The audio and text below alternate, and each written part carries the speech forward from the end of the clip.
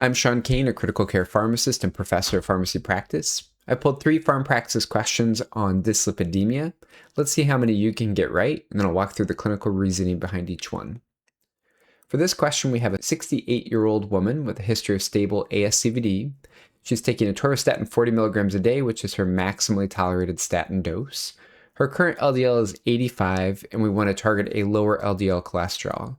Which of the following is the most appropriate next step? We've got A, gemfibrozil, B, ezetimibe, C, changing our diet, and D, atorvastatin 80 milligrams. So already in the question stem, I can see that atorvastatin 40 milligrams is her maximally tolerated statin dose. So it doesn't make any sense it would give a bigger dose if she can't tolerate any more. So I'm going to go ahead and cross off answer choice D. Among the 3 remaining options, gemfibrozil primarily targets triglycerides, not LDL, so I'm going to get rid of that one as well. And then among B and C, drug therapy is going to be more effective than dietary changes, especially if the patient isn't doing anything from a diet perspective that is worsening their LDL cholesterol. So once you have your maximally tolerated statin dose, ezetimibe, brand name is Zetia, is probably the best option here for the patient. So let's see if we get it right by submitting our answer. Among patients with established ASCVD who are on maximally tolerated statin dose with an LDL above goal, in this case 70, adding ezetimibe is a guideline recommended therapy. For our next question, we have a 68-year-old man presenting with confusion and dark urine.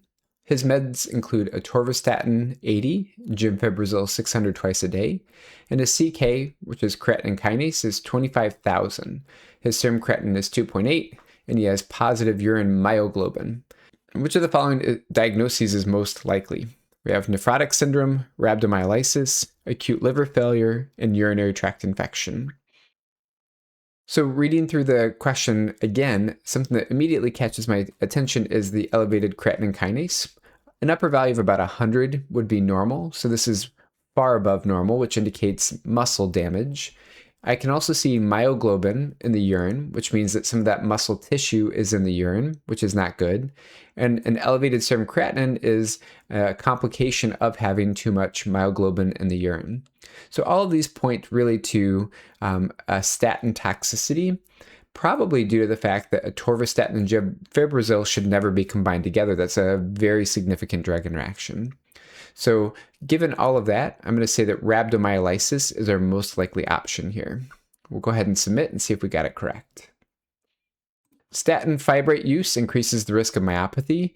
Anything more than 10 times the upper limit of normal, or about 5,000, with myoglobinuria and acute kidney injury, points more towards rhabdomyolysis. For this question, we have a 48-year-old woman taking combined oral contraceptive, lisinopril, omeprazole, and sertraline. LDL is 160, triglycerides are 250. Which of her current medications is most likely contributing to the dyslipidemia? So among all of our options here, this is more of a memorization-based question. Lisinopril doesn't really have a profound impact on lipid panel. Omeprazole, sertraline also typically don't have a large impact on lipid panel. And that really leaves combined oral contraceptives. There are some hormones that can change the patient's dyslipidemia profile. So I'm going to go with that one and see if we get the correct answer. That's correct. So combined oral contraceptives, particularly the estrogen component, increases triglycerides and can cause a modest increase in LDL cholesterol, making it the most likely factor here. If you want to keep practicing, head to pharmpraxis.com or use the link in the description.